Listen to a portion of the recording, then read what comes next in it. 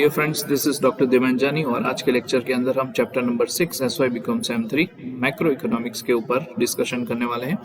और इसके अंदर हम functions of reserve bank of India यानी कि सेंट्रल बैंक ऑफ इंडिया, उसके ऊपर आज हम बहुत ही डिटेल में डिस्कशन करने वाले हैं। ठीक है, इसके बाद हमारा एक ही चैप्टर इस पर्टिकुलर कोर्स में बाकी है, जो हम इसके बाद के वीडियो के अंदर इंटरनेशनल फाइनेंस में हम देखेंगे। ठीक है, चलिए तो सबसे पहले ये जानते हैं कि रिजर्व बैंक ऑफ इंडिया क्या है। तो हम सबको पता है कि हमारी सेंट्रल बैंक है और पूरी बैंकिंग इंडस्ट्रीज जो है हमारी कंट्री में, उसको सुपरवाइज, उसको डेवलपमेंट करने का काम ये रिजर्व बैंक ऑफ इंडिया करती है। 1934 का आरबीआई एक्ट है, उस हिसाब से उसका डेवलपमेंट हुआ है। ठीक है, तो पर्टिकुलरली अगर फंक्शंस हम देखें तो 3 फंक्शंस हैं, traditional function, development function and supervision function. हम सभी फंक्शंस 1 बाय 1 ऑब्जर्व करेंगे।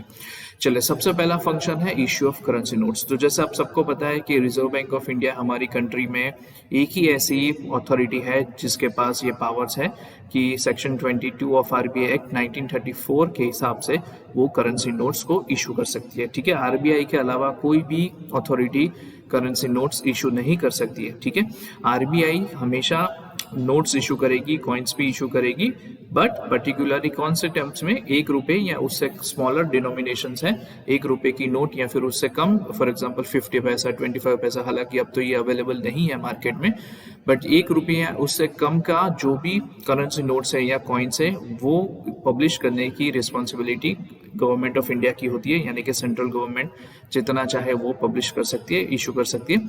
लेकिन दूसरे जो भी करेंसी नोट्स है, फॉर एग्जांपल 2 रुपीज, 5, 10, 20, 50, 100, 500, पहले 1000 भी था, अभी नहीं है, 2000 रुपीज, शायद फ्यूचर में 5000 भी आएगा। तो ये 1 रुपए से जितने भी ऊपर के डिनोमिनेशंस होंगे करेंसी के, उसकी इशू करने की रिस्पॉन्सिबिलिटी और उसके पावर्स सिर्फ रिजर्व बैंक ऑफ इंडिया के पास ही रहेंगे। Point is banker to the other banks. So RBI also guide, help and direct other commercial banks in the country. जैसे इसका बेस्ट एग्जाम्पल मैं आपको प्रोवाइड करूँ तो RBI it works as a parent bank, you no.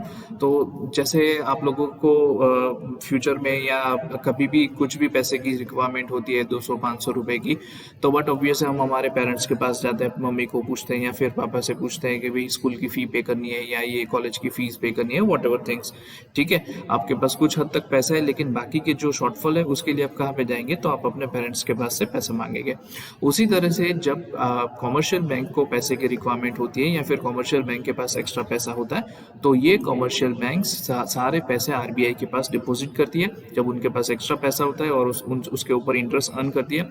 दूसरी चीज, अगर उनको पैसे की रिक्वायरमेंट होती है तो ये पैसा आरबीआई के पास से ये लोग मांग सकते हैं एज अ लोन के हिसाब से। ठीक है, okay, next is bankers to the government. अब आरबीआई जो है वो गवर्नमेंट को भी बहुत सारी चीज़ों में असिस्ट करती है, क्योंकि आरबीआई सेंट्रल बैंक है, तो गवर्नमेंट के जो भी नेशनल इंटरनेशनल अफेयर्स होंगे, सारे इंटरनेशनल अफेयर्स में, नेशनल अफेयर्स में आरबीआई काम करेगी। फॉर एग्जांपल यहाँ पे आप देख सकते हो कि on behalf of government it makes payment, taxes and deposits etcetera. ठीक है, तो गवर्नमेंट को जहाँ जहाँ पे पेमेंट करना है, टैक्सेस का, डिपॉजिट्स का, वो सारी रिस्पॉन्सिबिलिटी आरबीआई की होती है। ठीक है, और इंटरनेशनल लेवल पे वो गवर्नमेंट को रिप्रेजेंट करती है। कोई भी, फॉर एग्जांपल अगर किसी कंट्री को हमें लोन देनी है या इंटरनेशनल मॉनिटरी फंड है, वर्ल्ड बैंक है, वो हमें लोन देना चाहता है, तो कहीं से भी हम इंटरनेशनल ट्रांजैक्शंस जब हम करना चाहेंगे तो उस पर्टिकुलर केस में आरबीआई ही गवर्नमेंट को रिप्रेजेंट करेगी और सारी फॉर्मेलिटीज आरबीआई ही गवर्नमेंट के बिहाफ में प्रोवाइड करेगी। ठीक है, और जब भी गवर्नमेंट को भी पैसे की जरूरत पड़ती है, जैसे कि ये देखिए कोरोना सिचुएशन थी, कोविड-19 में गवर्नमेंट ने पैकेजेस दिए, 20 लाख करोड़ का पैकेज दिया, तो उसमें से भी काफी सारा पैसा आरबीआई का था जो आरबीआई ने गवर्नमेंट को प्रोवाइड किया है। ठीक है, तो अगर गवर्नमेंट को भी पैसे की रिक्वायरमेंट रहती है तो वो आरबीआई का कांटेक्ट करती है। Next is exchange rate management. अब आपको सबने सुना होगा, देखा होगा कि $1 equals to 70 rupees, 80 rupees, 75 rupees, या फिर 1 पाउंड इक्वल्स टू 89 रुपीज। ठीक है, तो ये एक्चुअली है क्या, ये परचेसिंग पावर पैरिटी जिसको हम बोलते हैं। फॉर एग्जांपल अगर $1 इक्वल्स टू 75 रुपीज है, तो उसका मतलब ये होगा कि $1 में यूएस में एक बंदा जो चीज परचेस कर रहा है, वही चीज आपको यहाँ पे परचेस करनी है, तो आपको 75 रुपीज देना पड़ेंगे, जिसको हम बोलेंगे परचेसिंग पावर पैरिटी, या फिर आप उसको एक्सचेंज रेट बोल सकते हैं। तो ये एक्सचेंज रेट को कंट्रोल करने का काम भी आरबीआई करती है। क्यों? क्योंकि हम इंटरनेशनल ट्रांजैक्शन करते हैं, अगर एक्सचेंज रेट में हैवी चेंजेस आता है, हैवी फ्लक्चुएशंस आता है, मान लीजिए $1 बराबर अभी 70 रुपीज है, लेकिन 2 महीने बाद या 3 महीने बाद अगर 110 रुपीज हो गया, तो उस केस के अंदर हमें नुकसान हो सकता है, हमारे ट्रेडर्स वेंडर्स को भी प्रॉब्लम हो सकता है, ठीक है, क्योंकि उनको ज़्यादा पेमेंट करना पड़ेगा। अगर हमें फॉरेन में कोई चीज़ हमने बेची से परचेज की है, हमने फॉरेन से कोई चीज़, मान लीजिए यूएस से कोई टेक्नोलॉजी हमने परचेज की है और हमें 200 करोड़ रुपए देने हैं और डॉलर का प्राइस 75 रुपीज़ से इंक्रीज होकर अगर 110 हो जाता है तो हमें ज़्यादा अमाउंट पे करना पड़ेगा, तो ये हमारे लिए बहुत ही लॉस होगा। तो इसको कंट्रोल करने के लिए भी आरबीआई क्या करती है कि जो करेंसी इंक्रीज होती है, उसकी प्राइस इंक्रीज होती है, उसको सेल करना स्टार्ट कर देती है, ठीक है, जिससे उसकी प्राइस कंट्रोल में रहती है। Next is credit control function. अब देखो, कोई भी बैंक है तो किसी भी कंट्री में आप अगर ऑब्जर्व कीजिए तो उसका फंडामेंटल एस्पेक्ट जो है वो बैंकिंग स्ट्रक्चर है। अगर बैंकिंग स्ट्रक्चर फाइनेंशियली साउंड है तो कोई भी कंट्री आप आराम से डेवलपमेंट अपना बना सकती है। और मेजोरिटी आज की डेट में भी हमारा जो कंट्री वो कैपिटल मार्केट हमारा काफ़ी अंडर डेवलप है और banking sector as compare to capital market ये डेवलप है, ठीक है।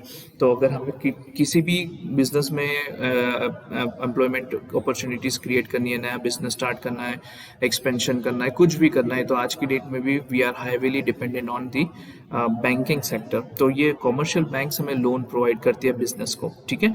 तो ये जितना मार्केट के अंदर कॉमर्शियल बैंक्स लोन प्रोवाइड करेगी उतना ही लोगों के पास पैसा आएगा और उतना ही लोगों के पास परचेजिंग पावर इंक्रीज होगा और उतना ही इन्फ्लेशन के रेट्स इंक्रीज होंगे, ठीक है। Ultimately it is connected with the you can say money supply in the economy. तो आरबीआई इन कॉमर्शियल बैंक्स के ऊपर भी क्रेडिट कंट्रोल के वेपन्स यूज करती है कि उनको बहुत सारे इंस्ट्रूमेंट्स है, जैसे रेपो रेट है, रिवर्स रेपो रेट है, स्टैट्यूटरी लिक्विडिटी रिक्वायरमेंट है, सीआरआर है, ये सारे फंक्शंस को अप्लाई करके आरबीआई क्या करती है, क्रेडिट को कंट्रोल करती है, यानी कि इन्फ्लेशन को कंट्रोल करती है। अगर डिफ्लेशन है तो डिफ्लेशन को कंट्रोल करती है। इन शॉर्ट आरबीआई की मर्जी के बिना आप लोन ज़्यादा नहीं प्रोवाइड कर सकते, ये आप सबको मतलब सारे बैंक्स को ऑब्जर्व करता है। Next is development function of RBI. अब यहाँ पे ये देखिए क्या कर रहा है, यहाँ पे ये डेवलपमेंट हो रहा है। तो first point is development of the financial system. तो जैसे मैंने आपको बताया कि फाइनेंशियल सिस्टम जिस किसी कंट्री का साउंड होगा, डेवलप होगा, वो कंट्री उतनी ही डेवलप होगी, उतनी ही एडवांस होगी। आप देख लीजिए यूएस है, यूके है, जापान है, चाइना है, रशिया है, ये सारी कंट्रीज, फ्रांस है, इतनी डेवलप क्यों है, उसके पीछे सबसे बड़ा रीज़न ये है कि उनकी जो फाइनेंशियल सिस्टम है, जब उनकी जो बैंकिंग सिस्टम है, कैपिटल मार्केट की जो सिस्टम है, वो काफ़ी डेवलप है, जिसकी वजह से वो टोटली मार्केट वहाँ पे साउंड है और बैंक्स भी अच्छी तरह से काम कर रही है और पूरी इकोनॉमी एक अच्छी तरह से एक हेल्दी मैनर के अंदर फंक्शनिंग करती है। तो बैंक्स हमारी कंट्री में सबसे इम्पोर्टेंट रोल प्ले करती है। तो उसको स्ट्रेंथ करने से हमारी पूरी फाइनेंशियल सिस्टम, हमारी पूरी इकोनॉमी स्टेबिलाइज्ड होगी। Next is development of the agriculture sector, you can say. तो आरबीआई की काफ़ी सारे फाइनेंशियल इंस्टीट्यूशंस ऐसे हैं जो आरबीआई फाइनेंस करती है, फंडिंग करती है, जिसका मेन रीज़न क्या है कि ये जो एग्रीकल्चर सेक्टर्स हैं वहाँ पे पैसे की कमी कभी भी ना हो। पर्टिकुलरली जो फार्मर्स है, नई टेक्नोलॉजी डेवलपमेंट परचेस करने के लिए, फॉर एग्जांपल ट्रैक्टर परचेस करने के लिए, नया क्रॉप लगाना है, या सपोज कुछ प्रॉब्लम हो गया, जैसे बारिश का सीजन नहीं था लेकिन बारिश हो गया, पूरा डिस्टर्ब हो गया, हरिकेन आ गया, XYZ एनीथिंग, तो उस केस में इंश्योरेंस प्रोवाइड करना, एग्रीकल्चर फाइनेंस प्रोवाइड करना। तो इसमें स्पेसिफिक बैंक्स है, जैसे रीजनल रूरल बैंक्स है, the national bank for agriculture rural development, जिसको हम नाबार्ड बोलते हैं। तो ये सारे बैंकिंग सेक्टर्स आरबीआई की स्पेशल ब्रांचेस है, आरबीआई इनको स्पॉन्सर करती है और लोन प्रोवाइड करने का काम, फार्मर्स को लोन प्रोवाइड करने का काम ये बैंक्स प्रोवाइड करती है। और सबसे इम्पोर्टेंट एस्पेक्ट है इंडस्ट्रियल फाइनेंस। तो आज की डेट में हम देखें तो हम तो इंडस्ट्रीज के एज में जी रहे हैं। आप हर जगह पे देखें, जहाँ जहाँ पे भी इंडस्ट्रीज सेट हुई है वहाँ पे ग्रोथ एंड डेवलपमेंट हुआ है। तो इंडस्ट्रीज को लगाने के लिए भी पैसे की ज़रूरत पड़ती है। फॉरेन में अगर हमें कोई ट्रांजेक्शन करना है, सपोज एक्सपोर्ट करना है, तो एक्सपोर्ट के केस में भी हमें फाइनेंस की रिक्वायरमेंट होगी। तो ऐसे स्पेशलाइज्ड बैंकिंग सिस्टम्स या फिर चैनल्स प्रिपेयर की गई है, ऐसी बैंकिंग कंपनीज डेवलप की गई है जिनका काम ही यही है कि पर्टिकुलर इंडस्ट्रीज को फाइनेंस प्रोवाइड किया जाए, ठीक है, जिसमें भी पर्टिकुलरली आप देख लीजिए तो आईसीआईसीआई लिमिटेड है, आईडीबीआई है, small industrial development bank of India, export import bank of India, then we have state finance corporations, IFCs, IFCI, ये भी कॉर्पोरेशन है। तो अल्टीमेटली इन सबका काम क्या है कि सभी इंडस्ट्रीज को फाइनेंस प्रोवाइड करना, लार्ज स्केल इंडस्ट्रीज को फाइनेंस प्रोवाइड करना, ताकि वो अपना बिजनेस अच्छी तरह से कर सके और बहुत सारे लोगों को एम्प्लॉयमेंट अपॉर्चुनिटीज भी अवेलेबल हो। Next is the training provisions. तो अब देखिए बैंकिंग के स्पेशलाइज पार्टनर्स हैं, आरबीआई के स्पेशलाइज पार्टनर्स हैं, जिसमें आप देख सकते हैं कि national institutions of bank management, banker staff college, college of agriculture banking, ये सारे बैंक आरबीआई के साथ कनेक्टेड इंस्टीट्यूशंस हैं, जिनका मेन काम क्या है कि बैंकिंग रिलेटेड, बैंकिंग इंडस्ट्रीज जो है उसकी इंफॉर्मेशन प्रोवाइड करना, उसके रिलेटेड उसका जो स्ट्रक्चर है, जो सिस्टम है, किस तरह से काम करती है, उसकी ट्रेनिंग प्रोवाइड करना है। Next is data collections. अब डेटा कलेक्शंस के अंदर क्या आता है, तो आरबीआई की वेबसाइट अगर आप चेक करें तो उसमें आपको बहुत सारी इंफॉर्मेशन मिलेगी, जैसे कि interest rate, repo rate, reverse repo rate, statutory liquidity ratio क्या है, इन्फ्लेशन का रेट क्या है, सेविंग का रेट क्या है, इन्वेस्टमेंट का रेट क्या है, कितने परसेंटेज सेविंग्स में से इन्वेस्टमेंट में कवर हो रहे हैं, डिफ्लेशन है या नहीं है तो कौन से सेक्टर में कितने परसेंटेज है, ये सारी इंफॉर्मेशन आपको यहाँ पे डेटा कलेक्शन सेगमेंट में आपको मिल जाएगी। As well as research projects भी ये प्रोवाइड करती है, ठीक है, रिसर्च जो भी आरबीआई कंडक्ट करती है और उसमें जो भी इंफॉर्मेशन होती है वो भी यहाँ पे it is open for everyone. Next is publications of the reports. तो आरबीआई का एक पब्लिकेशन, एक सेपरेट डिवीजन है जिसका मेन काम क्या है कि अलग अलग टाइम पे अलग अलग डेटा कलेक्ट करना, उसके ऊपर रिसर्च करना और रिसर्च के बेसिस पे से जो भी रिपोर्ट्स निकलते हैं वो रिपोर्ट्स पूरी कंट्री के लिए, इनफैक्ट पूरी दुनिया के लिए ओपन प्लेटफॉर्म पे रखना, ठीक है, वो भी बहुत ही चीपर रेट्स पे, जिससे आप बैंकिंग सेक्टर्स जो है वो अपना, या फिर गवर्नमेंट जो है वो अपना फाइनेंशियल प्लानिंग कंट्री में कर सके। Next is promotion of the banking habits. तो देखो बैंकिंग हैबिट्स यानी कि सेविंग्स एंड इन्वेस्टमेंट की हैबिट्स को प्रमोट करने के लिए आरबीआई के काफ़ी सारे ऑर्गेनाइजेशंस हैं। फॉर एग्जांपल यहाँ पे आप देख सकते हो deposit insurance corporation of India 1962, UTI अब इसको एक्सिस बैंक बोला जाता है, IDBI 1964, NABARD 1982, NHB 1988। All this organization develop and promote banking habits among the people, ठीक है। तो financial education planning, financial education for adults है, फाइनेंशियल एजुकेशन फॉर स्टूडेंट्स है, ऐसे काफ़ी सारे बैंकिंग हैबिट्स को ग्रो कर बढ़ावा मिले, ऐसे काफ़ी सारे कम्युनिटी डेवलपमेंट काम यहाँ पे आरबीआई भी करती है, ठीक है। और इसका बेस्ट एग्जांपल आप देख सकते हो कि national centre for financial education, जिसको एनसीएफई बोलते हैं, तो ये एनसीएफई को आरबीआई, सेबी और बाकी बहुत सारे फाइनेंशियल इंस्टीट्यूशंस है, इन सबको सबने मिला के ये सेंटर नॉन प्रॉफिट कंपनी बनाई, जिसका मेन इंटेंशन लोगों को फाइनेंशियल अवेयरनेस प्रोवाइड करने का है, ठीक है। और एक्सपोर्ट प्रमोशन, बट बहुत ही इंपॉर्टेंट पॉइंट है, अगर हम एक्सपोर्ट कर रहे हैं तो उस केस के अंदर एक्सपोर्ट क्रेडिट गारंटी का जो काउंसिल है, export credit guarantee corporation of India, जिसको ईसीजीसी बोलते हैं, ठीक है, तो ये हमें फाइनेंस की गारंटी प्रोवाइड करता है, हमारा पैसा सेफ रहेगा उसकी पर्टिकुलरली इंफॉर्मेशन प्रोवाइड करता है। और जब हमें लार्ज ऑर्डर सपोज मिलता है जिसकी अमाउंट लाखों करोड़ों रुपए में होती है, तो उस केस के अंदर फाइनेंस भी, ये एक्सपोर्ट फाइनेंस भी हमें ये प्रोवाइड करते हैं, जिसमें प्री शिपमेंट फाइनेंस है, पोस्ट शिपमेंट फाइनेंस है, ये सारी फैसिलिटी आपको यहाँ मिलेगी। Moving on next point, that is the supervisory functions. Supervisory functions के अंदर सबसे पहला फंक्शन हमारा आएगा granting license to the banks. तो किसी भी बैंक को परमिशन देनी है या फिर परमिशन वापस ले लेनी है, ये सारी पावर्स आरबीआई के पास रहेगी, ठीक है।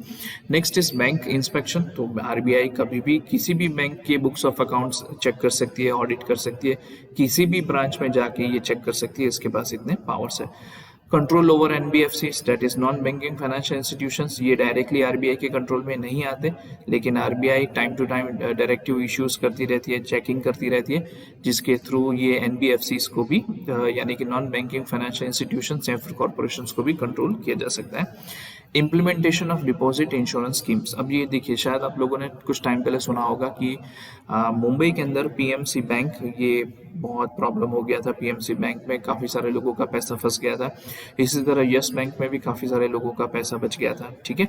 तो ये फंस जाते हैं पैसे, बैंक डिफ़ॉल्ट हो जाती है या फिर बैंक के पास पैसा नहीं रहता, जो लोन लेते हैं वो वापस नहीं करते, काफ़ी सारे ऐसे लोग हैं फॉरेन में बस चुके हैं।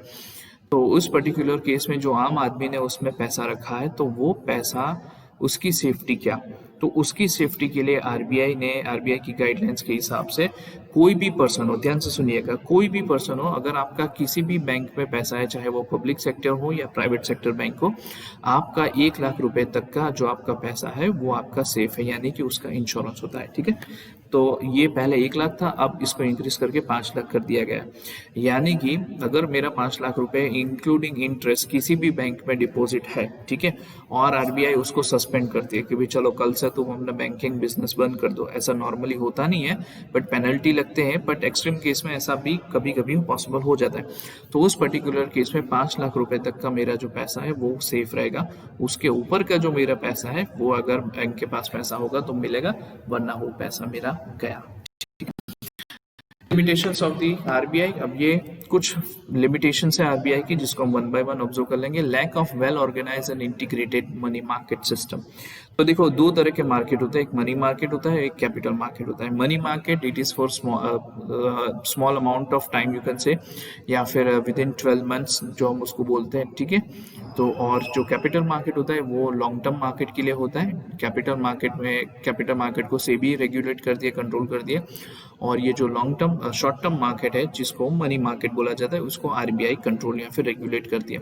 आज की डेट में भी हमारे यहाँ काफ़ी सारे ऐसे सिचुएशंस है कि जो मनी मार्केट है उसका इंटीग्रेशन ठीक तरह से नहीं हुआ है, यानी कि उसका डेवलपमेंट ठीक तरह से नहीं हुआ है, क्योंकि लोगों को इसके बारे में ज़्यादा अवेयरनेस नहीं है इसकी वजह से। ठीक है, तो आज की डेट में भी it is not well organized and integrated money market. Next is fail to provide stability in the value of rupees.